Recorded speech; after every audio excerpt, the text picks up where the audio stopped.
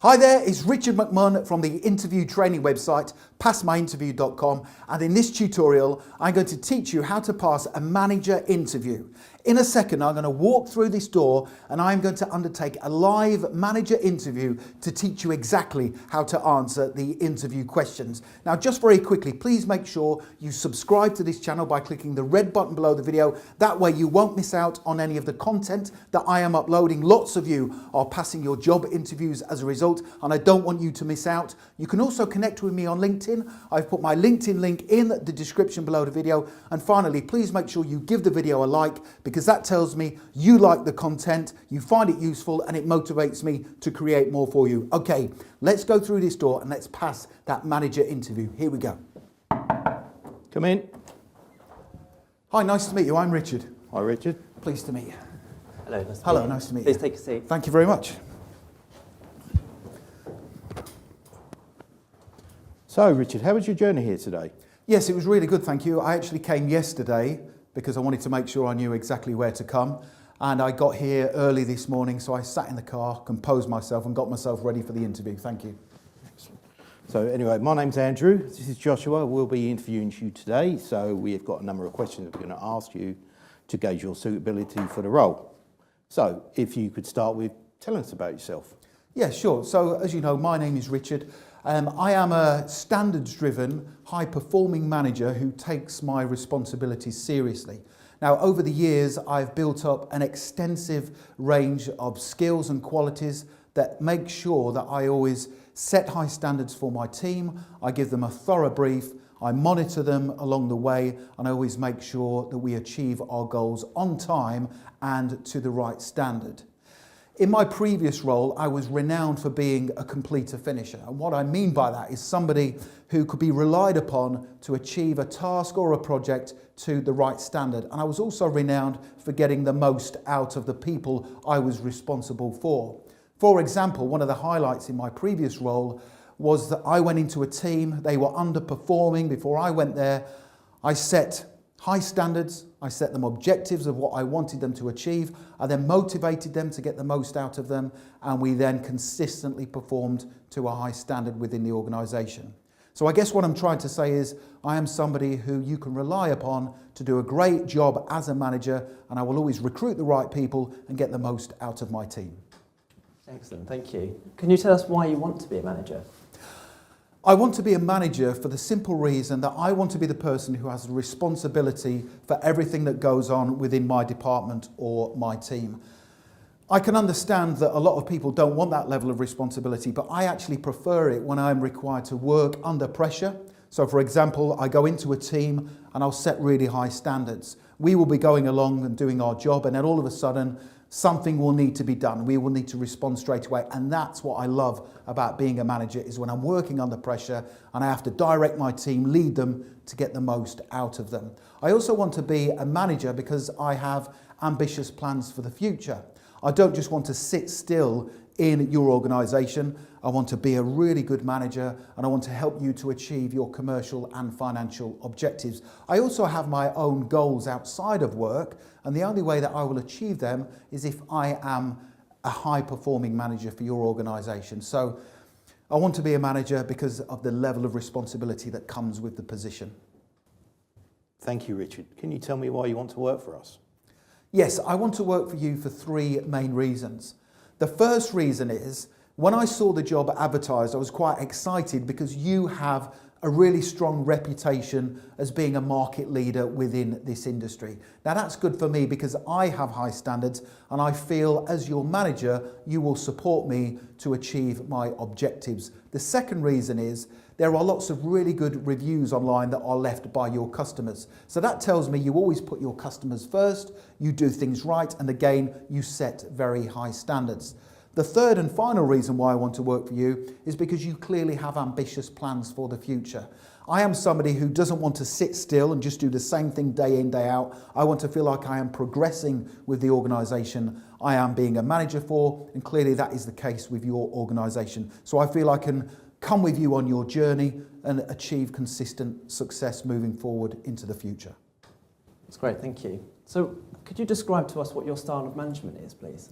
My style of management is firm, first and foremost, fair, consistent, and also motivational. So I am firm because I always set the bar high with my team. Whenever I go into a team, the team that I am managing, I always tell them to achieve very high standards. I think that's really important because if you set the standards high, it's very easy to lower them down slightly if you want to, but if you go in with lower standards, it's a lot harder later on to bring them up. So I am a firm manager who always expects high standards from my team. I am fair because I will always treat the people within my team consistently. I will be respectful of them, but again, I will expect high standards. I am a motivational manager, so my style of management is motivational. What I mean by that is I will encourage my team to be the best they possibly can be. I would see it as my responsibility to get the most out of my team. I would also identify people in the team who want career progression because that's good for your organisation. So I am a firm manager, I am fair, I am consistent, but I am also motivational too. Thank you, Richard. Can you tell me the difference between leadership and management? The difference between leadership and management is all about controlling and directing the resources and the people whom you are responsible for. Leadership, on the other hand, is about inspiring, motivating, and influencing people to achieve your objectives. In order to be effective as a manager, you need to be good at management and also leadership. So you need a strong combination of both to achieve your goals. Thank you. Excellent. Could you describe a time when you led by example? A time when I led by example. So in a previous role, I was in a meeting with other managers and team leaders, and we were all discussing a project for a client. Now, two of the other departmental managers suggested that we should use a substandard product part for the project because this would enable us to save time and money. And their suggestion was the client would not find out about using this substandard product and therefore we would get to save money, so it was a win-win situation. I objected immediately because I don't think that's the right way to do things. Not only is it unethical, but we are also then putting the organisation at risk because if the client finds out that we've been using a substandard product, then that could damage our brand and our reputation. And it's also dangerous for the client. So I insisted that we set high standards, we stick to the brief that the client requested, and we move forward with the product part that was more expensive. Now, even though they disagreed with my judgment, I feel it is important in those kind of situations to lead by example, have the confidence to say, no, that's not right, and to do the right thing. Great. Thank you, Richard. Can you tell me about a time when your leadership skills resulted in a positive outcome? Yes, there's been numerous situations where my leadership skills have resulted in a positive outcome, and in particular, the most recent one I can recall is when I was asked by my previous company owner to go and manage an underperforming team. So she wasn't happy with the way the team was operating and also the fact it had low level productivity levels. So she wanted me to go in there and sort it out and get that team back to performing to a high level. So I agreed to do so. When I first went into the team, I observed their performance for about a 7-day period to find out where they were going wrong. After that 7-day period, I held an initial team briefing. So I explained to them where they were going wrong and how I wanted them to perform moving forward. And I explained the reasons why. I then allocated different tasks to various team members based on their strengths. And I then monitored the team moving forward. And on a couple of occasions, I had to pick them up on their performance and motivate them to achieve things to a high standard because they weren't used to that. Now, literally 2 months down the line, after I went into the team, they were performing to a very high standard. And all of the team members mentioned to me that they felt more satisfied within their roles because their productivity levels had increased and they felt they now had a leader who was more motivational and inspiring. Okay, great, thank you. Can you give us an example of a tough decision you've had to make? A tough decision I had to make was in a previous team. I started managing that team and the company owner asked me to allocate one person from that team to go and work within another department within the organisation. Now, the person I felt who was most suitable for that role was a senior member of my team who'd been there for many years, and he was very popular amongst the other team members. Now, when I told him that he was the person who was going, and he was going to the other department, he wasn't happy at all. And also the other members of the team were not happy either. However, I had to put the organisation's needs above everything else. So I explained to him the reasons why he was being that person who was going to the other department. And I also persuaded him to go there because I felt he'd been in this team for a long period of time. He was really good at what he did, but it would be good for him to go and use his skills in another part of the organisation where he could gain more experience and expertise. So then when he did return to our team, his skill set would be more diverse. So I managed to persuade him to go off into the other team, the other department. He did really well. And I also explained to the other members of my team that this was now an opportunity for someone within our team to step up and fill his boots. So my leadership skills, even though it was a difficult decision to make, my leadership skills had a positive outcome on that situation. Great, thank you. Thank you, Richard. What methods will you use to motivate your team? I use a variety of different methods to motivate my team. The first one is to create team values that everyone buys into.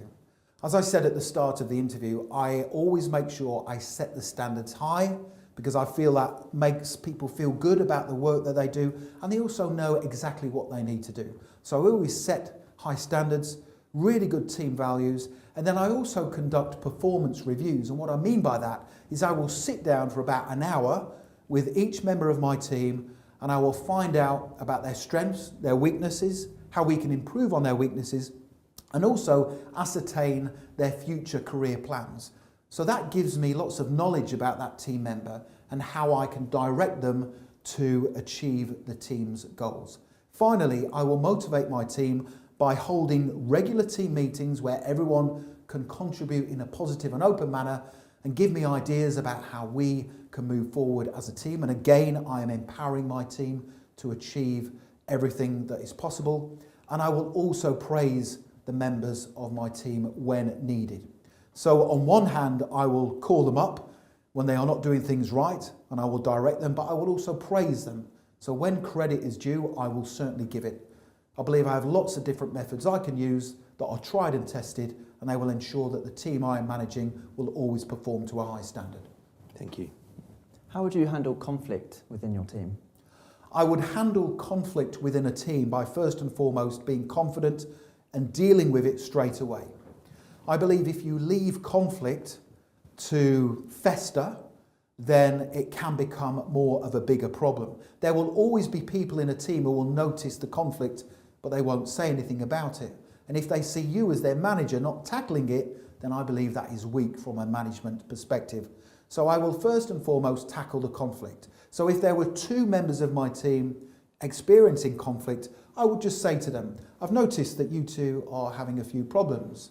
Are you able to resolve it? So just by me telling them that I am aware of the conflict should encourage them to sort things out themselves. And that would be the first thing. I would expect them as responsible employees to sort out the conflict. However, if I noticed that the conflict wasn't going away, I would then call them in together and I would speak to them in private and I would explain how they need to resolve the conflict. I would ask them questions, give them both the opportunity to speak about the conflict, and I would encourage them to reach a compromise moving forward. I would also explain to them that they had a responsibility to work harmoniously within the team because we had targets to work towards and objectives to achieve. So to summarise, I would always deal with conflict straight away in a confident and concise manner. Thank you. Thank you, Richard. What are your salary expectations? Before I came along to the interview, I carried out a little bit of research based on the salary range for this manager role within this industry. And that range is between $30,000 and $40,000. Now, of course, based on my experience and my confidence levels, I believe I am worth the higher salary range of $40,000. However, I understand you don't know me, you don't know my capabilities, and therefore I have a responsibility to prove to you my worth. On that basis, I would be comfortable with a salary of $37,500. Thank you. How would you define success? How would I define success? Success to me, first and foremost, is doing my job as a manager to a high professional standard. Success is also about getting the most out of my team. If I see my team performing to a high standard, then that, in my eyes, is achieving success. I said at the start of this interview that I have my own personal and professional goals. And the only way that I will achieve those is by performing as a manager to a very high standard. So if I do that, I will achieve success outside of work. Finally, success to me is seeing your organisation grow, continually develop, improve and achieve its commercial and financial objectives. And the only way that will happen is if managers such as myself do a really good job for you. How do you delegate your tasks? So delegation is a really important area of being an effective manager. So whenever I am delegating tasks, I will start off and assess the task that I need doing. Now, because I will have carried out performance reviews with all members of my team, I will know each individual's strengths, and therefore I will be able to allocate that task to the person within my team who I feel is most suited to it. I will then speak to that person and I will communicate with them in a clear and concise manner, and I will give them a solid brief of what I want them to do, how I want them to do the task, and finally the time scale that it needs to be completed by. They will then have the opportunity to speak to me during the completion of the task if they need any advice or guidance. So whenever I delegate tasks, I will ascertain the task that needs to be done, I will allocate it to the right person, I will give them a clear and concise brief, and I will then support them moving forward until that task is completed. Thank you. Thank you, Richard. That concludes the questions we have for you. Do you have any questions for us? I've really enjoyed the process. I just have a couple of questions, if that is okay. So the first question is, what are the plans for your organisation over the next 5 to 10 years? Because I plan to stay with your business for a long period of time as a manager, and it will be interesting to know how you plan to move the company forward. It's great to hear, firstly, that you plan on being with us long term. Our plans are very much, we've got a growth plan for the next 5 years. We've got new operations we want to launch worldwide and globally that we want you to be a part of, and your team needs to grow and help us get to there. So we want you to be a part of that over the next 5 years to help us grow and hit our targets worldwide. Okay, thank you. The next question is, what has frustrated you about managers who've held this or similar positions previously within your organisation? Right, yeah, so previous candidates that we have had haven't been able to get up to speed as quickly as we would have liked them to get up to speed. So one of the first things we'd like you to do is, as you mentioned earlier, do a performance review of your team, get to know your team really well, and get them all on the same page and understanding so they can get up to speed as quick as they can. That's really been the key reason where we've struggled with previous candidates in your position. Yeah, okay, thank you very much. I have no more questions, so thank you very much. Can I just finish off and say I've really enjoyed the process of being interviewed for this manager position. I genuinely really want to work for your organisation. I believe that the skills and qualities I have are a match for the standards that you set, and I believe if you do hire me as your manager, you will see an immediate and positive impact within the team. Thank you very much. Thank you. Thank you. Thank you. Thank you. Thank you very much. Thank you. Thank you, Richard. Thank you. Goodbye. Goodbye.